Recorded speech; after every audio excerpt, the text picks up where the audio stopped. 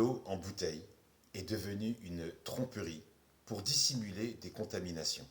Injection de sulfate de fer, d'ultraviolet, microfiltration inférieure au seuil autorisé, injection de CO2 industriel. Et le plus surprenant, c'est l'usage de charbon actif pour leurrer les contrôleurs des agences régionales de santé.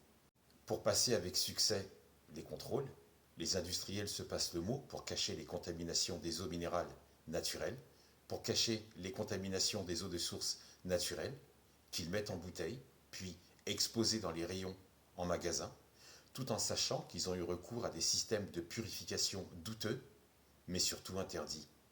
Mais ils continuent, impunément, avec des arguments de vente tels que plus pure, plus saine, recommandée pour les personnes âgées, mais sans parler des matières fécales trouvées.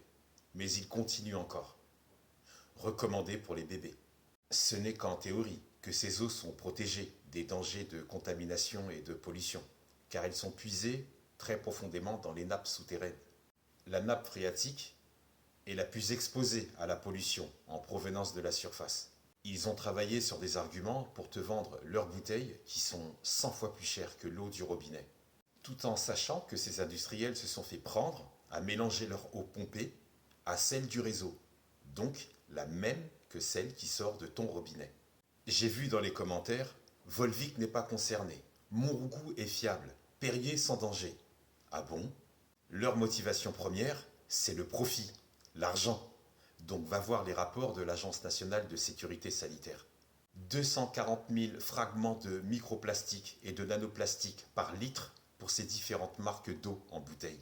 Des minéraliers se sont fait épingler pour l'utilisation de systèmes de traitement de purification d'eau uniquement réservés et autorisés sur l'eau du robinet, mais interdits sur les eaux minérales naturelles, interdits sur les eaux de source naturelles.